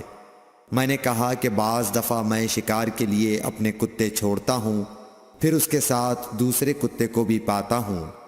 آپ صلی اللہ علیہ وسلم نے فرمایا پھر مت کھا، کیونکہ تم نے بسم اللہ اپنے کتے پر پڑھی تھی، دوسرے کتے پر نہیں پڑھی۔ صحیح بخاری حدیث نمبر 176۔ رسول کریم صلی اللہ علیہ وسلم نے فرمایا کہ بندہ اس وقت تک نماز ہی میں رہتا ہے جب تک وہ مسجد میں نماز کا انتظار کرتا رہے، تا وقت کہ وہ حدث نہ کرے۔ ایک اجمی آدمی نے پوچھا کہ اے ابو ہریرہ، حدث کیا چیز ہے؟ انہوں نے فرمایا کہ ہوا جو پیچھے سے خارج ہو، جسے عرف عام میں گوز مارنا کہتے ہیں۔ صحیح بخاری حدیث نمبر 177۔ رسول اللہ صلی اللہ علیہ وسلم نے فرمایا کہ نمازی نماز سے اس وقت تک نہ پھرے جب تک ریح کی آواز نہ سن لے یا اس کی بو نہ پا لے۔ صحیح بخاری حدیث نمبر 178۔ حضرت علی رضی اللہ تعالی عنہ نے فرمایا کہ میں ایسا آدمی تھا جس کو سیلان مزی کی شکایت تھی، مگر رسول اللہ صلی اللہ علیہ وسلم سے دریافت کرتے ہوئے مجھے شرم آئی، تو میں نے ابن الاسود کو حکم دیا۔ انہوں نے آپ صلی اللہ علیہ وسلم سے پوچھا، آپ نے فرمایا کہ اس میں وضو کرنا فرض ہے۔ صحیح بخاری حدیث نمبر 179۔ زید بن خالد نے حضرت عثمان بن عفان رضی اللہ تعالیٰ عنہ سے پوچھا کہ اگر کوئی شخص صحبت کرے اور منی نہ نکلے، فرمایا کہ وضو کرے جس طرح نماز کے لیے وضو کرتا ہے، اور اپنے وضو کو دھو لے۔ حضرت عثمان رضی اللہ تعالیٰ عنہ کہتے ہیں کہ یہ میں نے رسول اللہ صلی اللہ علیہ وسلم سے سنا ہے۔ زید بن خالد کہتے ہیں کہ پھر میں نے اس کے بارے میں حضرت علی، زبیر، طلحہ اور ابی بن کعب رضی اللہ عنہم سے دریافت کیا، سب نے اس شخص کے بارے میں یہی حکم دیا۔ صحیح بخاری حدیث نمبر 180۔ رسول اللہ صلی اللہ علیہ وسلم نے ایک انصاری کو بلایا، وہ آئے تو ان کے سر سے پانی ٹپک رہا تھا۔ رسول کریم صلی اللہ علیہ وسلم نے فرمایا شاید ہم نے تمہیں جلدی میں ڈال دیا۔ انہوں نے کہا جی ہاں۔ تب رسول اللہ صلی اللہ علیہ وسلم نے فرمایا کہ جب کوئی جلدی کا کام آ پڑے یا تمہیں انزال نہ ہو تو تم پر وضو ہے، غسل ضروری نہیں۔ صحیح بخاری حدیث نمبر 181۔ رسول کریم صلی اللہ علیہ وسلم جب عرفہ سے لوٹے تو پہاڑ کی گھاٹی کی جانب مڑ گئے اور رفع حاجت کی۔ اسامہ کہتے ہیں کہ پھر آپ نے وضو کیا اور میں آپ صلی اللہ علیہ وسلم کے اعضاء پر پانی ڈالنے لگا اور آپ وضو فرماتے رہے۔ میں نے کہا یا رسول اللہ، آپ اب نماز پڑھیں گے؟ آپ نے فرمایا نماز کا مقام تمہارے سامنے یعنی مزدلفہ میں ہے، وہاں نماز پڑھی جائے گی۔ صحیح بخاری حدیث نمبر 182۔ مغیرہ بن شعبہ رضی اللہ عنہ ایک سفر میں رسول کریم صلی اللہ علیہ وسلم کے ساتھ تھے۔ وہاں آپ رفع حاجت کے لیے تشریف لے گئے۔ جب آپ واپس آئے، آپ نے وضو شروع کیا تو مغیرہ بن شعبہ آپ کے اعضائے وضو پر پانی ڈالنے لگے۔ آپ صلی اللہ علیہ وسلم وضو کر رہے تھے۔ آپ نے اپنے منہ اور ہاتھوں کو دھویا، سر کا مسح کیا اور موزوں پر مسح کیا۔ صحیح بخاری حدیث نمبر 183۔ عبداللہ بن عباس رضی اللہ تعالی عنہ نے رات رسول کریم صلی اللہ علیہ وسلم کی زوجہ مطہرہ اور اپنی خالہ میمونہ رضی اللہ عنہا کے گھر میں گزاری۔ وہ فرماتے ہیں کہ میں تکیے کے عرض یعنی گوشے کی طرف لیٹ گیا اور رسول کریم صلی اللہ علیہ وسلم اور آپ کی اہلیہ نے معمول کے مطابق تکیے کی لمبائی پر سر رکھ کر آرام فرمایا۔ رسول اللہ صلی اللہ علیہ وسلم سوتے رہے۔ اور جب آدھی رات ہو گئی یا اس سے کچھ پہلے یا اس کے کچھ بعد آپ بیدار ہوئے اور اپنے ہاتھوں سے اپنی نیند کو دور کرنے کے لیے آنکھیں ملنے لگے۔ پھر آپ نے سورہ آل عمران کی آخری 10 آیتیں پڑھیں۔ پھر ایک مشکیزے کے پاس جو چھت میں لٹکا ہوا تھا آپ کھڑے ہو گئے اور اس سے وضو کیا، خوب اچھی طرح، پھر کھڑے ہو کر نماز پڑھنے لگے۔ ابن عباس رضی اللہ تعالیٰ عنہ کہتے ہیں، میں نے بھی کھڑے ہو کر اسی طرح کیا جس طرح آپ نے وضو کیا تھا۔ پھر جا کر میں بھی آپ کے پہلو مبارک میں کھڑا ہو گیا۔ آپ نے اپنا داہنا ہاتھ میرے سر پر رکھا اور میرا دایاں کان پکڑ کر اسے مروڑنے لگے۔ پھر آپ نے 2 رکعتیں پڑھیں، اس کے بعد پھر 2 رکعتیں پڑھیں، پھر 2 رکعتیں پڑھیں، پھر 2 رکعتیں پڑھیں، پھر 2 رکعتیں پڑھیں، پھر 2 رکعتیں پڑھ کر اس کے بعد آپ نے وتر پڑھا اور لیٹ گئے۔ پھر جب مؤذن آپ کے پاس آیا تو آپ نے اٹھ کر 2 رکعت معمولی طور پر پڑھیں، پھر باہر تشریف لا کر صبح کی نماز پڑھی۔ صحیح بخاری حدیث نمبر 184۔ اسماء بنت ابی بکر کہتی ہیں کہ میں رسول اللہ صلی اللہ علیہ وسلم کی زوجہ محترمہ عائشہ رضی اللہ تعالی عنہا کے پاس ایسے وقت آئی جب کہ سورج کو گہن لگ رہا تھا اور لوگ کھڑے ہو کر نماز پڑھ رہے تھے۔ کیا دیکھتی ہوں وہ بھی کھڑے ہو کر نماز پڑھ رہی ہیں۔ میں نے کہا کہ لوگوں کو کیا ہو گیا ہے، تو انہوں نے اپنے ہاتھ سے آسمان کی طرف اشارہ کر کے کہا سبحان اللہ۔ میں نے کہا کیا یہ کوئی خاص نشانی ہے؟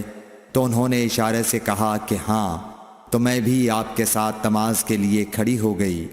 آپ نے اتنا قیام فرمایا کہ مجھ پر غشی طاری ہونے لگی اور میں اپنے سر پر پانی ڈالنے لگی۔ جب رسول اللہ صلی اللہ علیہ وسلم نماز سے فارغ ہوئے تو آپ نے اللہ کی حمد و ثنا بیان کی اور فرمایا آج کوئی چیز ایسی نہیں رہی جس کو میں نے اپنی اس جگہ نہ دیکھ لیا ہو، حتیٰ کہ جنت اور دوزخ کو بھی دیکھ لیا، اور مجھ پر یہ وحی کی گئی ہے کہ تم لوگوں کو قبروں میں آزمایا جائے گا، دجال جیسی آزمائش یا اس کے قریب قریب۔ راوی کا بیان ہے کہ میں نہیں جانتی کہ اسماء نے کون سا لفظ کہا۔ تم میں سے ہر ایک کے پاس اللہ کے فرشتے بھیجے جائیں گے اور اس سے کہا جائے گا کہ تمہارا اس شخص یعنی محمد صلی اللہ علیہ وسلم کے بارے میں کیا خیال ہے؟ پھر اسماء نے لفظ ایماندار کہا یا یقین رکھنے والا کہا، مجھے یاد نہیں۔ بہرحال وہ شخص کہے گا کہ محمد صلی اللہ علیہ وسلم اللہ کے سچے رسول ہیں، وہ ہمارے پاس نشانیاں اور ہدایت کی روشنی لے کر آئے، ہم نے اسے قبول کیا، ایمان لائے اور آپ کا اتباع کیا۔ پھر اس سے کہہ دیا جائے گا کہ تو سو جا، در حال یہ کہ تو مرد صالح ہے اور ہم جانتے تھے کہ تو مومن ہے، اور بہرحال منافق یا شکی آدمی۔ اسماء نے کون سا لفظ کہا مجھے یاد نہیں۔ جب اس سے پوچھا جائے گا کہے گا کہ میں کچھ نہیں جانتا، میں نے لوگوں کو جو کہتے سنا وہی میں نے بھی کہہ دیا۔ صحیح بخاری حدیث نمبر 185۔ ایک آدمی نے عبداللہ بن زید رضی اللہ تعالی عنہ جو عمرو بن یحییٰ کے دادا ہیں سے پوچھا کہ کیا آپ مجھے دکھا سکتے ہیں کہ رسول اللہ صلی اللہ علیہ وسلم نے کس طرح وضو کیا ہے؟ عبداللہ بن زید رضی اللہ تعالی عنہ نے کہا کہ ہاں۔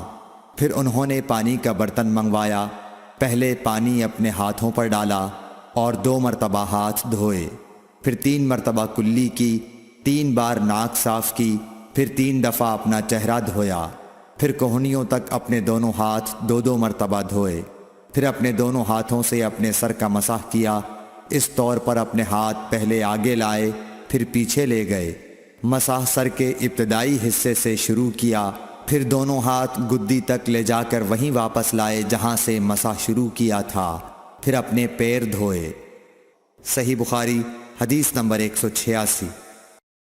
عمرو بن حسن نے عبداللہ بن زید رضی اللہ تعالی عنہ سے رسول اللہ صلی اللہ علیہ وسلم کے وضو کے بارے میں پوچھا تو انہوں نے پانی کا طشت منگوایا، اور ان پوچھنے والوں کے لیے رسول اللہ صلی اللہ علیہ وسلم کا سا وضو کیا۔ پہلے تشت سے اپنے ہاتھوں پر پانی گرایا، پھر 3 بار ہاتھ دھوئے، پھر اپنا ہاتھ تشت میں ڈالا اور پانی لیا، پھر کلی کی، ناک میں پانی ڈالا، ناک صاف کی 3 چلوؤں سے، پھر اپنا ہاتھ تشت میں ڈالا اور 3 مرتبہ منہ دھویا، پھر اپنے دونوں ہاتھ کوہنیوں تک دوبارہ دھوئے، پھر اپنا ہاتھ تشت میں ڈالا اور سر کا مسح کیا، پہلے آگے لائے پھر پیچھے لے گئے 1 بار، ٹخنوں تک اپنے دونوں پاؤں دھوئے۔ صحیح بخاری حدیث نمبر 187۔ ابو جحیفہ رضی اللہ تعالی عنہ کہتے تھے کہ ایک دن رسول اللہ صلی اللہ علیہ وسلم ہمارے پاس دوپہر کے وقت تشریف لائے تو آپ کے لیے وضو کا پانی حاضر کیا گیا، جس سے آپ نے وضو فرمایا۔ لوگ آپ کے وضو کا بچا ہوا پانی لے کر اسے اپنے بدن پر پھیرنے لگے۔ آپ نے ظہر کی 2 رکعتیں ادا کیں اور عصر کی بھی 2 رکعتیں، اور آپ کے سامنے آڑ کے لیے ایک نیزہ تھا۔ صحیح بخاری حدیث نمبر 188۔ ابو موسیٰ اشعری رضی اللہ تعالی عنہ کہتے ہیں کہ نبی کریم صلی اللہ علیہ وسلم نے ایک پیالہ منگوایا جس میں پانی تھا، اس سے آپ نے اپنے ہاتھ دھوئے اور اسی پیالے میں منہ دھویا اور اسی میں کلی فرمائی، پھر فرمایا تو تم لوگ اس کو پی لو اور اپنے چہروں اور سینوں پر ڈال لو۔ صحیح بخاری حدیث نمبر 189۔ محمود بن ربی جب چھوٹے تھے تو رسول اللہ صلی اللہ علیہ وسلم نے انہی کے کنویں کے پانی سے ان کے منہ میں کلی ڈالی تھی، اور عروہ نے اسی حدیث کو مسور وغیرہ سے بھی روایت کیا ہے، اور ہر ایک راوی ان دونوں میں سے ایک دوسرے کی تصدیق کرتے ہیں کہ جب رسول اللہ صلی اللہ علیہ وسلم وضو فرماتے تو آپ کے بچے ہوئے وضو کے پانی پر صحابہ رضی اللہ عنہم جھگڑنے کے قریب ہو جاتے تھے۔ صحیح بخاری حدیث نمبر 190۔ صائب بن یزید کہتے تھے کہ میری خالہ مجھے نبی کریم صلی اللہ علیہ وسلم کی خدمت میں لے گئیں اور عرض کیا کہ یا رسول اللہ، میرا یہ بھانجا بیمار ہے۔ آپ صلی اللہ علیہ وسلم نے میرے سر پر اپنا ہاتھ پھیرا اور میرے لیے برکت کی دعا فرمائی، پھر آپ نے وضو کیا اور میں نے آپ کے وضو کا بچا ہوا پانی پیا، پھر میں آپ کی کمر کے پیچھے کھڑا ہو گیا اور میں نے مہر نبوت دیکھی جو آپ کے مونڈھوں کے درمیان ایسی تھی جیسے چھپر کھٹ کی گھنڈی یا کبوتر کا انڈا۔ صحیح بخاری حدیث نمبر 191۔ عبداللہ بن زید رضی اللہ تعالی عنہ نے وضو کرتے وقت برتن سے پہلے اپنے دونوں ہاتھوں پر پانی ڈالا، پھر انہیں دھویا، پھر دھویا، یا یوں کہا کہ کلی کی اور ناک میں ایک چلو سے پانی ڈالا اور 3 مرتبہ اسی طرح کیا، پھر 3 مرتبہ اپنا چہرہ دھویا، پھر کوہنیوں تک اپنے دونوں ہاتھ 2 بار دھوئے، پھر سر کا مسح کیا، اگلی جانب اور پچھلی جانب کا، اور ٹخنوں تک اپنے دونوں پاؤں دھوئے، پھر کہا کہ رسول اللہ صلی اللہ علیہ وسلم کا وضو اسی طرح ہوا کرتا تھا۔ صحیح بخاری حدیث نمبر 192۔ عبداللہ بن زید رضی اللہ تعالی عنہ سے رسول کریم صلی اللہ علیہ وسلم کے وضو کے بارے میں پوچھا تو عبداللہ بن زید رضی اللہ عنہ نے پانی کا ایک تشت منگوایا، پھر ان لوگوں کے دکھانے کے لیے وضو شروع کیا۔ پہلے تشت سے اپنے ہاتھوں پر پانی گرایا، پھر انہیں 3 بار دھویا، پھر اپنا ہاتھ برتن کے اندر ڈالا، پھر کلی کی اور ناک میں پانی ڈال کر ناک صاف کی 3 چلوؤں سے 3 دفعہ، پھر اپنا ہاتھ برتن کے اندر ڈالا اور اپنے منہ کو 3 بار دھویا، پھر اپنا ہاتھ برتن کے اندر ڈالا اور دونوں ہاتھ کوہنیوں تک 2 بار دھوئے، پھر سر پر مسح کیا، اس طرح کہ پہلے آگے کی طرف اپنا ہاتھ لائے، پھر پیچھے کی طرف لے گئے، پھر برتن میں اپنا ہاتھ ڈالا اور اپنے دونوں پاؤں دھوئے۔ دوسری روایت میں ہم سے موسیٰ نے ان سے وہیب نے بیان کیا کہ آپ نے سر کا مسح 1 دفعہ کیا۔ صحیح بخاری حدیث نمبر 193۔ رسول کریم صلی اللہ علیہ وسلم کے زمانے میں عورت اور مرد سب ایک ساتھ ایک ہی برتن سے وضو کیا کرتے تھے، یعنی وہ مرد اور عورتیں جو ایک دوسرے کے محرم ہوتے۔ صحیح بخاری حدیث نمبر 194۔ حضرت جابر رضی اللہ تعالی عنہ کہتے تھے کہ رسول کریم صلی اللہ علیہ وسلم میری مزاج پرسی کے لیے تشریف لائے۔ میں بیمار تھا، ایسا کہ مجھے ہوش تک نہیں تھا۔ آپ نے وضو کیا اور اپنے وضو کا پانی مجھ پر چھڑکا تو مجھے ہوش آ گیا۔ میں نے عرض کیا، یا رسول اللہ، میرا وارث کون ہوگا؟ میرا تو صرف ایک کلالہ وارث ہے۔ اس پر آیت میراث نازل ہوئی۔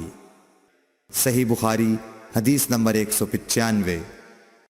ایک مرتبہ نماز کا وقت آ گیا تو جس شخص کا مکان قریب ہی تھا وہ وضو کرنے اپنے گھر چلا گیا، اور کچھ لوگ جن کے مکان دور تھے رہ گئے۔ تو رسول کریم صلی اللہ علیہ وسلم کے پاس پتھر کا ایک لگن لایا گیا جس میں کچھ پانی تھا، اور وہ اتنا چھوٹا تھا کہ آپ اس میں اپنی ہتھیلی نہیں پھیلا سکتے تھے، مگر سب نے اس برتن کے پانی سے وضو کر لیا۔ ہم نے حضرت انس رضی اللہ عنہ سے پوچھا کہ تم کتنے نفر تھے؟ کہا 80 سے کچھ زیادہ ہی تھے۔ صحیح بخاری حدیث نمبر 196۔ رسول کریم صلی اللہ علیہ وسلم نے ایک پیالہ منگوایا جس میں پانی تھا، پھر اس میں آپ نے اپنے دونوں ہاتھوں اور چہرے کو دھویا اور اسی میں کلی کی۔ صحیح بخاری حدیث نمبر 197۔ عبداللہ بن زید کہتے ہیں کہ رسول کریم صلی اللہ علیہ وسلم ہمارے گھر تشریف لائے۔ ہم نے آپ صلی اللہ علیہ وسلم کے لیے تانبے کے برتن میں پانی نکالا، اس سے آپ نے وضو کیا، 3 بار چہرہ دھویا، 2 بار ہاتھ دھوئے اور سر کا مسح کیا، اس طرح کہ پہلے آگے کی طرف ہاتھ لائے، پھر پیچھے کی جانب لے گئے اور پیر دھوئے۔ صحیح بخاری حدیث نمبر 198۔ حضرت عائشہ رضی اللہ تعالی عنہا نے فرمایا کہ جب رسول کریم صلی اللہ علیہ وسلم بیمار ہوئے اور آپ کی بیماری زیادہ ہو گئی تو آپ نے اپنی دوسری بیویوں سے اس بات کی اجازت لے لی کہ آپ کی تیمارداری میرے ہی گھر کی جائے۔ انہوں نے آپ کو اجازت دے دی۔ ایک روز رسول کریم صلی اللہ علیہ وسلم 2 آدمیوں کے درمیان سہارا لے کر گھر سے نکلے۔ آپ کے پاؤں کمزوری کی وجہ سے زمین پر گھسٹتے جاتے تھے۔ حضرت عباس رضی اللہ تعالی عنہ اور ایک آدمی کے درمیان آپ باہر نکلے تھے۔ عبید اللہ راوی حدیث کہتے ہیں کہ میں نے یہ حدیث عبداللہ بن عباس رضی اللہ تعالی عنہ کو سنائی تو وہ بولے، تم جانتے ہو دوسرا آدمی کون تھا؟ میں نے عرض کیا کہ نہیں۔ کہنے لگے وہ علی رضی اللہ تعالی عنہ تھے۔ پھر حضرت عائشہ رضی اللہ تعالی عنہا فرماتی تھیں کہ جب نبی کریم صلی اللہ علیہ وسلم اپنے گھر میں داخل ہوئے اور آپ کا مرض بڑھ گیا تو آپ نے فرمایا میرے اوپر ایسی 7 مشکوں کا پانی ڈالو جن کے سربند نہ کھولے گئے ہوں، تاکہ میں سکون کے بعد لوگوں کو کچھ وصیت کروں۔ چنانچہ آپ کو حضرت حفصہ رسول اللہ صلی اللہ علیہ وسلم کی دوسری بیوی کے لگن میں جو تانبے کا تھا بٹھا دیا گیا، اور ہم نے آپ پر ان مشکوں سے پانی بہانا شروع کیا۔ جب آپ ہم کو اشارہ فرمانے لگے کہ بس اب تم نے اپنا کام پورا کر دیا تو اس کے بعد آپ لوگوں کے پاس باہر تشریف لے گئے۔ صحیح بخاری حدیث نمبر 199۔ عمرو بن یحییٰ نے اپنے باپ یحییٰ کے واسطے سے بیان کیا، وہ کہتے ہیں کہ میرے چچا بہت وضو کیا کرتے تھے، یا یہ کہ وضو میں بہت پانی بہاتے تھے۔ ایک دن انہوں نے عبداللہ بن زید رضی اللہ تعالی عنہ سے کہا کہ مجھے بتلائیے رسول اللہ صلی اللہ علیہ وسلم کس طرح وضو کیا کرتے تھے۔ انہوں نے پانی کا ایک تشت منگوایا، اس کو پہلے اپنے ہاتھوں پر جھکایا، پھر دونوں ہاتھ 3 بار دھوئے، پھر اپنا ہاتھ تشت میں ڈال کر پانی لیا اور ایک چلو سے کلی کی اور 3 مرتبہ ناک صاف کی، پھر اپنے ہاتھوں سے ایک چلو پانی لیا اور 3 بار اپنا چہرہ دھویا، پھر کوہنیوں تک اپنے دونوں ہاتھ 2 بار دھوئے، پھر ہاتھ میں پانی لے کر اپنے سر کا مسح کیا، تو پہلے اپنے ہاتھ پیچھے لے گئے، پھر آگے کی طرف لائے، پھر اپنے دونوں پاؤں دھوئے، اور فرمایا کہ میں نے رسول کریم صلی اللہ علیہ وسلم کو اسی طرح وضو کرتے دیکھا ہے۔ صحیح بخاری حدیث نمبر 200۔ رسول کریم صلی اللہ علیہ وسلم نے پانی کا ایک برتن طلب فرمایا تو آپ کے لیے ایک چوڑے منہ کا پیالہ لایا گیا جس میں کچھ تھوڑا پانی تھا۔ آپ نے اپنی انگلیاں اس میں ڈال دیں۔ انس کہتے ہیں کہ میں پانی کی طرف دیکھنے لگا، پانی آپ کی انگلیوں کے درمیان سے پھوٹ رہا تھا۔ انس کہتے ہیں کہ اس ایک پیالہ پانی سے جن لوگوں نے وضو کیا وہ 70 سے 80 تک تھے۔